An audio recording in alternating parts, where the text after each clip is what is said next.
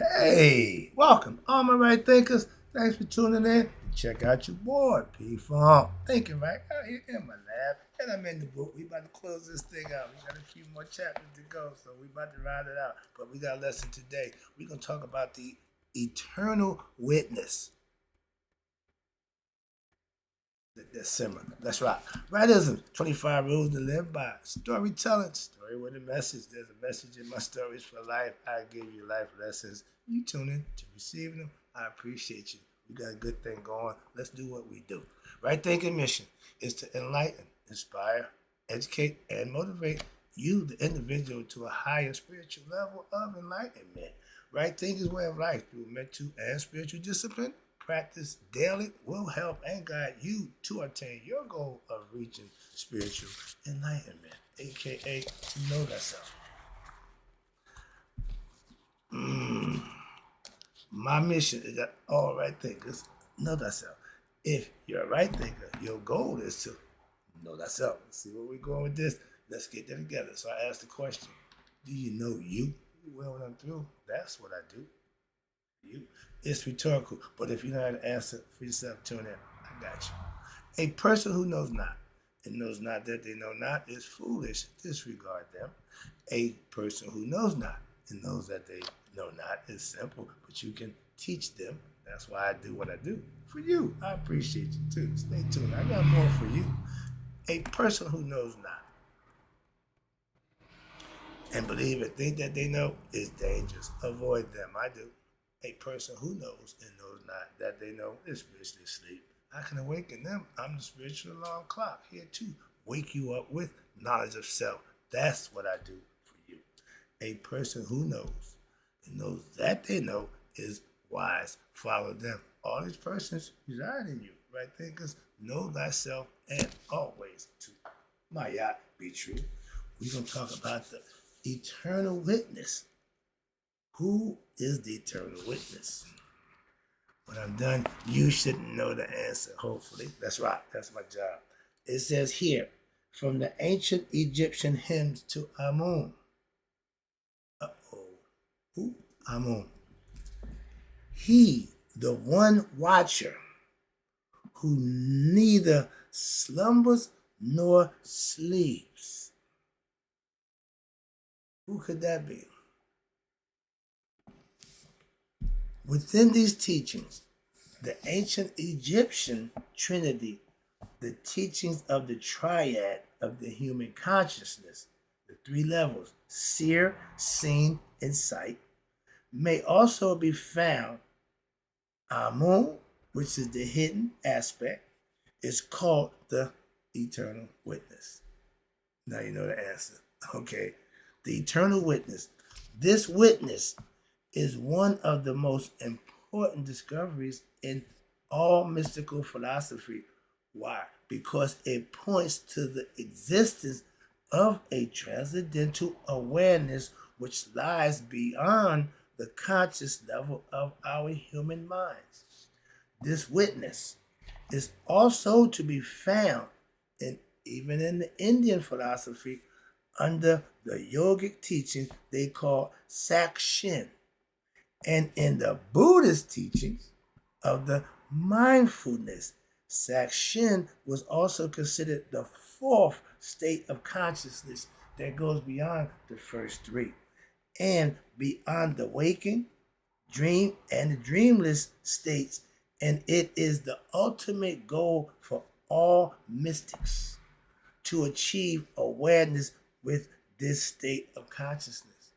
So they go elevate way past. That's what they try to tell you. But it's all done with this. This thing here, and my cat weird voice, this thing here, the most sophisticated machinery known to man, and a computer made that can compete with it. All computers are reasonable facsimiles of what you already have.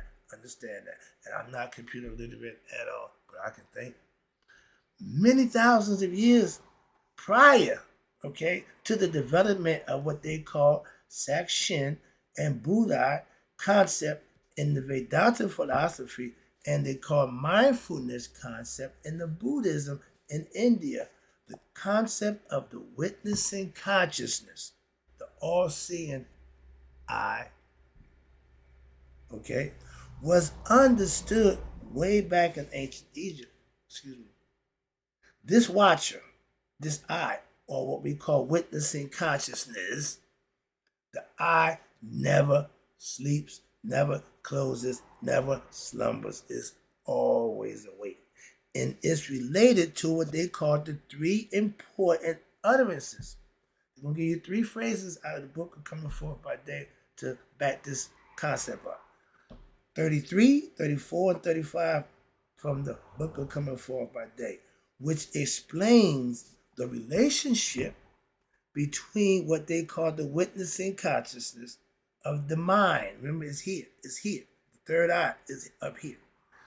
The perceptions through the senses, which is the physical body and the physical world. Here we will now focus on understanding the watcher or the witness consciousness, which is the innermost essence of our human minds. That's the machinery that he gave us. He's behind it all.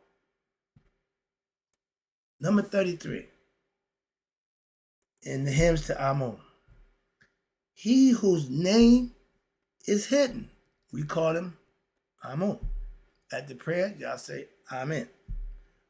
Ra, that energy, that Ra, okay, belongeth to him, hence the Son of God, as his face we see every day. Our Savior, our Lord. Why? If it don't rise, we got a problem. Call Houston. Why? We got problems.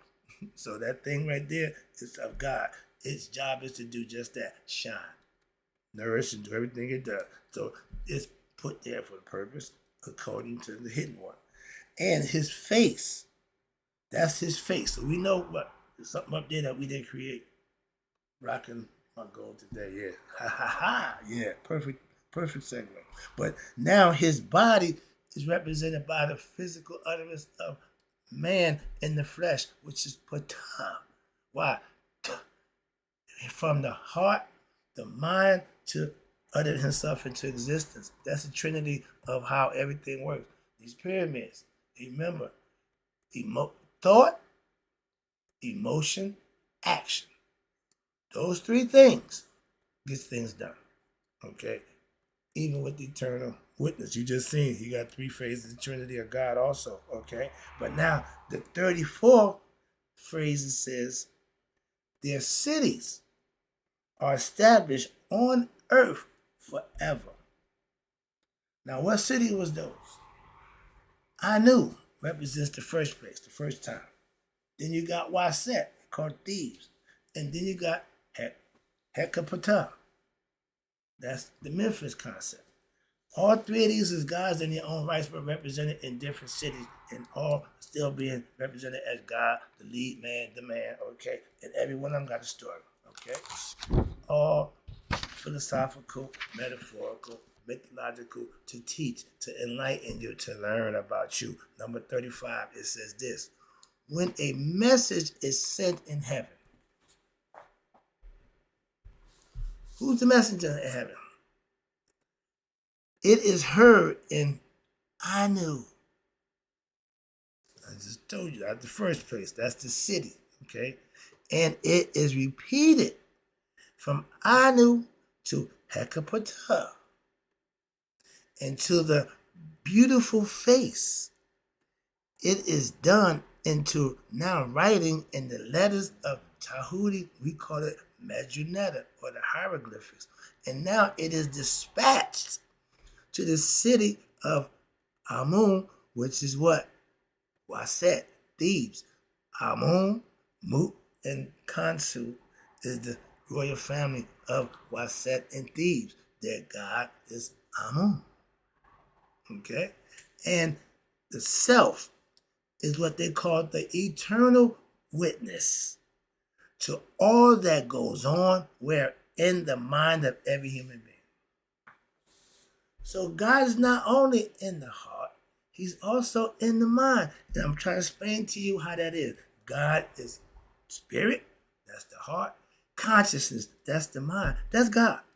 We give him a whole bunch of stuff, but his attributes, but God is in his creation from your heart to your mind. And once they become one, you and God become one. That's how the oneness of God, I'm trying to get you to understand that it's all conceptualized in the mind, metaphorically, philosophically, but you can actually manifest it by living it. That's the practice that you put in to make it happen. Hope you understand that. So now, that eternal self, which is what goes on in every human, nobody's exempt. Everybody has the same opportunity to reach this level of consciousness. It is the mind composed of memories and desires. And why do we suffer? Through our memory and our imagination and our desires of the flesh, the physical form. We think about these things, we crave these things, and they are stored where? In our subconsciousness. It's in the mind.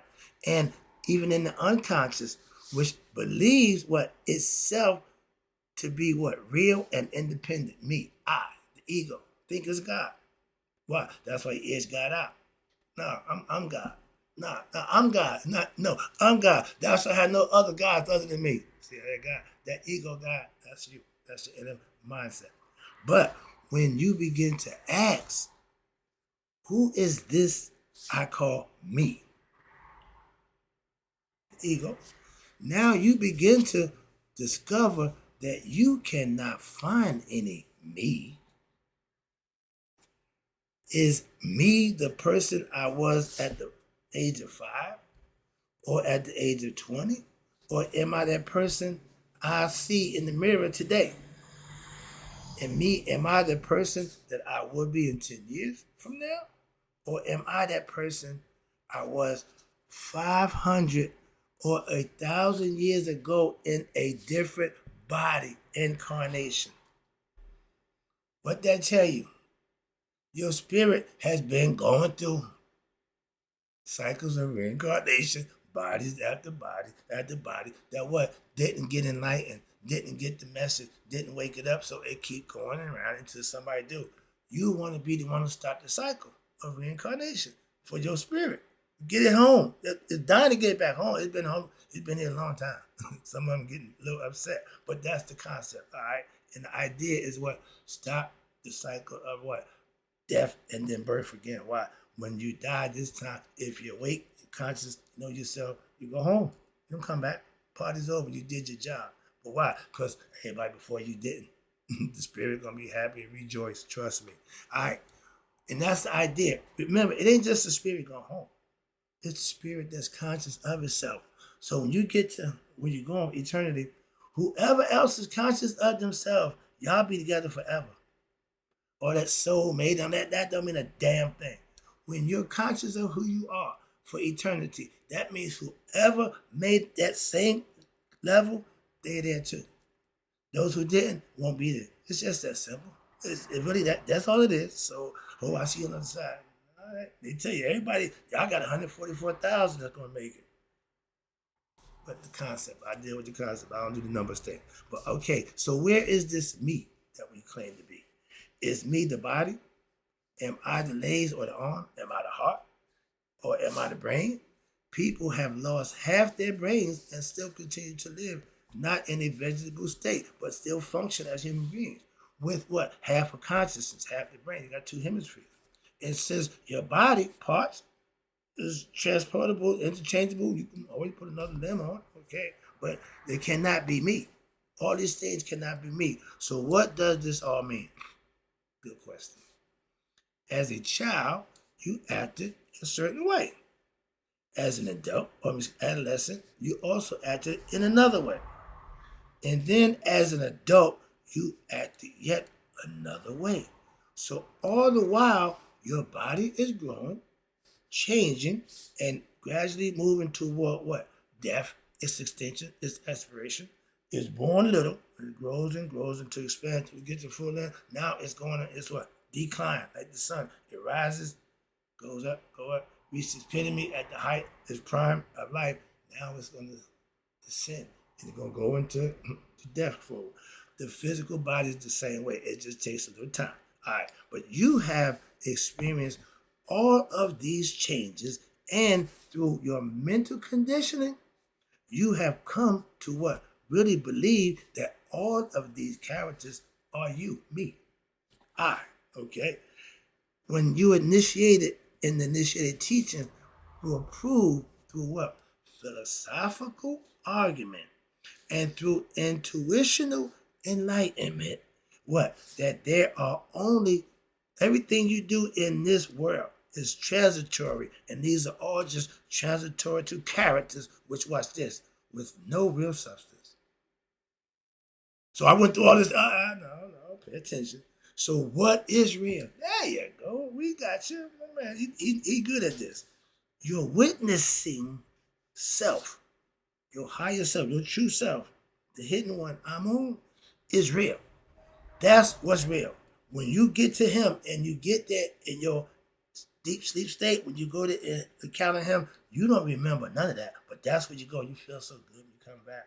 Yeah, you done been refreshed. You done went to the fountain of youth, so to speak. But they understood this is all internal. Everything that we knowing, they try to make literal. It's all spiritual and internal. All is mental, okay? It is the witnessing consciousness that's always there. Identify with what? Your ego self, conscious. You don't know it, so you claim it. The ego claiming me, I, me, right there. And what's this? Who experiences your ego go through your pain, your pleasures, your disappointments, your successes. Now, that witnessing consciousness, which withdraws when? At the time of sleep. When you're conscious, when you go to sleep, you fade back. You take a back seat till now the subconscious take over the unconscious, and you experience what they call dreams. That witnessing consciousness that observe all your changes in your life like a silent parent or onlooker, just waiting to be noticed, is your what? Innermost self. Waiting to be found, waiting to be discovered by you. Where? He's in you, just waiting for you. He know what he's doing. He's the orchestrator. You got to figure it out. That's what he gave you this for. Use it. The real me is that which causes what? The existence of the body and uses it to have what we know a worldly experience. Spiritual beings, divine spirit beings having a human experience. That's what they're telling you. Your job as a human is to become conscious of who you really are, the true self, that hidden one. Amun, the one that's in you. The one that makes everything go is inside you. Everything that's right, yeah, is inside you. They've been trying to tell us that for thousands of years. And we still ain't getting it. How smart are we? The body-mind complex, spirit and matter, that's us, okay? Its problems and concerns, the failures and the successes, the pleasures and the pains, life and death cannot affect the real me, the hidden one. These things don't bother him, okay? He could care less. That's on you. That's just on your job, all right? But the concept and the project and the purpose of right thinking philosophy, or what we know yoga, is to what? Help you discover that the illusionariness of your ego personality, which is the mind, body, in this physical world, 3 dimension, and to discover what? The real me, the watcher who never slumbers. That's the eye within. That's the third eye consciousness, the pineal gland, the communication that God put in us so he can keep track of us and we can get to him through that means. From the point of view of the ocean, we use the ocean as a allegorical concept. The problems and concerns in the ocean, no avail. Why? Since none of these occurrences affect the actual ocean, essential nature. We see a water everywhere, and it's all doing what? It's coming and going, tides going, waves going up and around. It don't affect the ocean. Okay? And God, he don't add or subtract anything from himself. Watch this. The waves do not add or detract from the fullness of the ocean. I love this. Because God cannot be what? no more than what he already is. He's it all. So there's nothing he can lose or add. He's still the all. Get the concept? So the ocean encompasses all of the waves, like God encompasses all his creation. Regardless of the weather, the waves are rising and falling. Human beings are born and die in this flow. And God ain't missed a beat. He ain't added nothing and ain't lost nothing. I love that concept.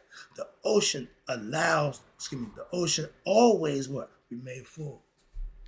No matter it, okay, and likewise, you, the real you, is always embracing what? Fullness of the divine self. I call it being God conscious. I'm always got God on my mind. Always got my mind on God to keep me doing what? The right thing. Hold me accountable to just be acquiescent to what I know to be the right thing. Not on my own accord. Not doing how I feel or what I think and all that nonsense. Nope. Just do what's right. When you know what's right, you do that. Learn it, but to do it. Gain knowledge to use it. Within you. The divine self is within you. Again, the divine self is within you. Where? At every moment, just as the sun shines and sustains all activities on earth, the consciousness of God is at the light which shines on all things and allows them to exist in the same way that you are your sole witness and support of your entire world, which arises when? Out of your mind, when? During your dream. When your dream, anything that's up here is in your dream. Anything outside you can't be in your dream. Get the concept? So, the self, okay, is the unaffected witness and the supporter of this entire world process, and this world is merely just a reflection of the true self. This is the reflection of God. This ain't the real God. The real God is inside you. You got to become conscious of that by doing the things you need to do and make it possible. But this silent witness that's inside you is the same kind of vision you must engender, third eye, in your mind. Hello, these two eyes see that way. The third eye sees inward. And as opposed to what? The one which is constantly, let me go back. The silent witness is the kind of vision, third eye vision, internal spiritual vision, that you must engender in your own mind, as opposed to the one which is constantly what? Agitated and upset by what? The constant problems of human existence. Ignorance. You cause your own problem and you can't get out your own way, so to speak. But this is the divine vision, that third eye vision, that third eye vision that sees all, that don't sleep, slumber, okay? That leads you, the right thinker, aspirant, to what? Spiritual enlightenment. Kundalini rises, hit the third eye, ding, ding, ding, ding, ding. All is open to you. The veil of ignorance has been lifted. Now you have what? Self-knowledge. You reach the state we call nihas. But the whole period of things that's done here on earth is but a period of a dream in eternity or immortality. Think about it. We're in the flesh. This is physical. We got 100 years at best, 120, whatever it is, but that's it. When that part is over. What happens after that to the spirit? Well, that's up to the person who's in the body. If you want the spirit up, they go home. If not, he go in the dirt, conscious get eaten by Ahmed, and the spirit goes on to find another body and born into the world and back again. Conceptual. I'm going to stop right there. This is a two-part. I got some more for you. But this is long enough. I heard your attention. Hope you got the message. But I'll be back with, again, the witnessing, the eternal witness. Where is it and who is it? I'll be right back with some more for you. But in closing, right thinkers, may you all live to be 100, me 100 minus a day. So I never know that my right thinkers who understand who the eternal witness is have passed away. Find him for yourself. He's inside you.